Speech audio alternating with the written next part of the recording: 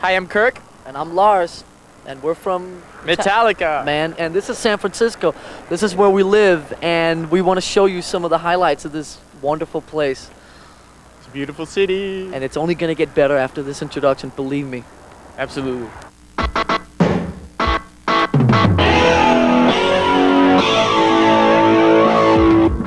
I'm Kurt Loder. Welcome to the Week in Rock, coming to you from the San Francisco Bay Area, the site of this weekend's big Day on the Green festival, starring Metallica, two of whose members, Lars Ulrich and Kirk Hammett, are with us. They're going to give us a tour of the entire environs. Right now we're in front of, the this Metallica is the, house. old Metallica house. We're in a beautiful downtown El Cerrito, and this is the pad where me, James, and Mustaine hung out for about 3 years from like 83 on. Dave's still inside, I think. It hasn't come out yet.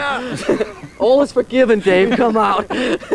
So you wrote stuff here too? Did you write classic material here? Yeah, we used to rehearse in this garage in the back, and that's where Ride the Lightning and Master of Puppets were conceived. Wow, this is touching. Yeah, I know. We actually thought of coming back here, like buying this place and having like just constant 24-hour parties, but now we have something to accomplish next year. Another hit album, you'll have that money together. Right, yeah, we're try real hard. We're gonna turn into the next Graceland.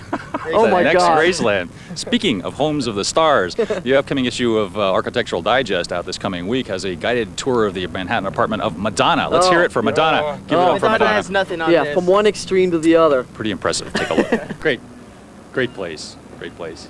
So this is pick and pack. What's the how does this figure in the Metallica chronology? Well, if you look at the credits on Master of Puppets, this is one of the first things on the thank list. This is a pick and pack. This is where we used to go and get tanked up, basically. We used to have a friend who worked here who used to give us a bunch of free booze. Yeah, and the key thing is he's not working here anymore because he actually got dismissed. Do we know where he's working? Thanks Can to we, us. like, if you wanted to go see him? Well, we could drive around all the East Bay's liquor stores and see if he found employment somewhere else. I'm sure we would have found him by now, though. Sooner or later. Well, speaking of enterprises, one of the most enterprising entrepreneurs on the rap scene right now is Queen Latifah. She has a new album out called Nature of a Sista, but that's only one of the irons she has in the fire. See for yourself.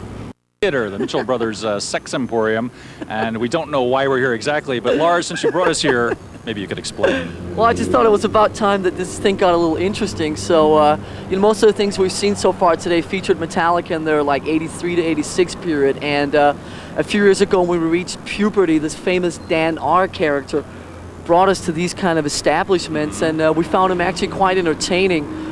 What was interesting was that a few minutes ago, right before we got the camera on, you guys actually missed Kirk walking out of this place with a big wide grin on his face. I was using the bathroom. Right, sure. Right. Okay. So maybe we just won't go into that. I think. We're going to take a quick break right now. We'll be back with more San Francisco, as seen by Not as Mr. interesting, Metallica here, though. and don't go away. Welcome back to the Week in Rock from San Francisco, where Kirk and Lars of Metallica are showing us around their hometown and have now brought us to the home of their graphics master, Metallica mega artist Pushead. Pushead, who was the model for this? What was the inspiration for this here? Kirk was. This was during the divorce days. Kirk came over here, and he was pretty miserable. And, he was really bumming in life. And he said, draw a picture of how I'm really feeling. And, I came up with this. But Amazing he said, how you I look captured like that. a pirate, It's pretty accurate, actually. That's before, just when he was starting this Black Peach Fuzz stuff here, So it's And like, this is, I think this is familiar to all Metallica fans, yeah, right? that's from And Justice for All. That's the original. That's the first one before James Right. thought he looked a little too serious and said he wanted to look a little bit goofier, so we had to change again. A bit more like Popeye. And Yeah, this, he wanted to look Popeye. this is new, right?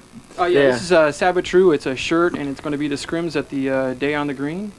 Which we just about might see. I think we So might. you just I think we might might see that. Might. Well, in more metal news, the annual Concrete Convention was held in Los Angeles this past weekend, and this year they also gave out some awards. Let's see how they went over.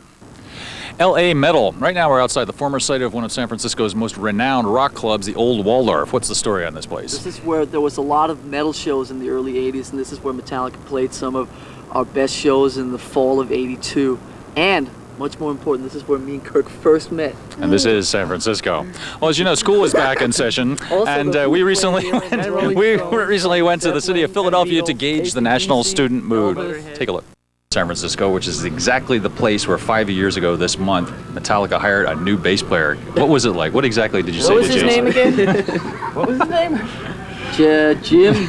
Jason. It was Jason. Like, how did this happen? Was it an we emotional were, scene? We were holding auditions a few miles from here, and then we basically narrowed it down to 2 people, and we wanted to spend some time with each of them to see if we could like hang with them and so on. So obviously the real test is, can they come out and drink with us? So we took Jason down here. We'd been out with the other guy the day before. We took Jason down here.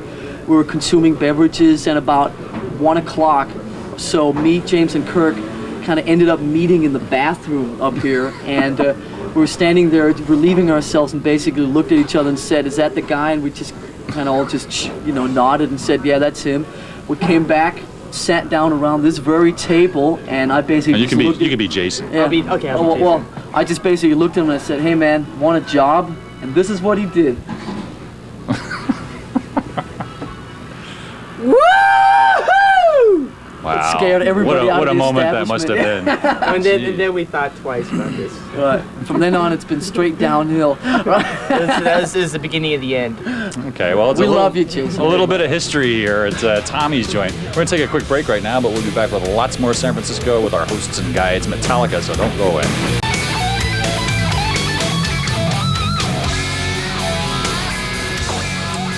Welcome back to the Week in Rock, where we're taking our tour of the San Francisco Bay Area with Lars and Kirk of Metallica. Guys, we're in the Triple Rock. That's what this is now. Yeah, this is our neighborhood-friendly home brewery. An institution with us. Yeah, we come here and have a lot of attempted band meetings. They usually don't last very long. Failed band meetings. This is pretty, I can imagine why they fail. This is pretty strong stuff. Yeah, right? this is oh To my you. God, I'm getting out of here. This place was introduced to us by a friend of ours named Dan R., who is James's personal bodyguard. yeah. God, Good to you know. heard that here first. Name check for him. Okay, right now, some fashion news for those of you on a beer budget. It concerns the work of a New York City designer named Anna Sui, much like others you may have seen, except that back in the mid-'80s, it was one of the first stations ever to really pump Metallica really hard. What was happening back here in those days, guys? Well. Every Saturday night, basically, between midnight and 8 in the morning, this guy named Ron Quintana, who was actually the guy that I stole the name Metallica from. Where did you steal it from? Well, he was asking me. We used to hang out, and he was starting a magazine. He asked me what he should call his magazine. He had this short list of names, and the name Metallica was on there, so I told him to call it Metal Mania. Kept Metallica for myself. Well, this guy used to have a radio show down here called Rampage Radio, and every Saturday night between 12 and 8, everybody would just come down here from wherever in the Bay Area and just hang out and get up to all kinds of crap down here. Like what? Getting up to what? You suppose this would be. Well, first of all, we'd come roaring in with our bottles of vodka, and just grab the mic and scream a bunch of vulgarities into the mic live over the air and bump into the turntable. Watch the needle go skimming across the record. This is Days great. are long gone. we used to just take over the place. I know. I think things have settled down quite a bit here. We'll come do this at MTV soon. They'll come to a radio station near you if you want them to. Meanwhile, back in New York again, those who still revere the 70s TV show The Brady Bunch will be happy to know that it lives on stage in Lower Manhattan at the Village Gate, as you're about to see. On The Green Show, starring Faith No More, Soundgarden, Queensryche, and of course, the mighty Metallica here with us. It's going to be quite a show. If you are not in the area and you can't see it, there'll be an MTV News special 1-hour show wrapping up everything that happens here, and that'll start airing on Monday at 11 a.m. Try and catch that. And if you can't be here and still want to see Metallica live in the flesh, you're going out on tour, right? Yeah, we start in Peoria, Illinois, of all places, on October 29th, and the first leg runs up through Christmas. It's mostly the Midwest and the Northeast, so there you go. Great. You've seen some other Day on the Green shows here, right? Anything really memorable? Yeah, I saw Led Zeppelin here in 1977. That was a great show. Whoa. It was incredible. When he was 6 years old. And actually, we also played a Day on the Green in 1985. With the Scorpions! We were supporting the Opening Scorpions. for the Scorpions. And you saw Peter Frampton here, too. Yeah, I saw Peter Frampton here and Leonard Skinner. Wow. It was great because Peter Frampton got belted with hot dogs and sodas and everything. Don't get any ideas. Yeah. I think we might say those were the days. You had to be here. Okay, well, this has been great. Thanks for taking part in this, showing us around town. Thank you. It's been great. And we'll be back again on Monday at 8 p.m. 7 Central with The Day in Rock. We hope to see you then. Have a good weekend. See you soon. Later. If you just tuned in, there's an encore presentation of The Week in Rock tomorrow at 6 p.m. 5 Central, right after the MTV Top 20 Video Countdown. Right now, stay tuned for The Big Picture.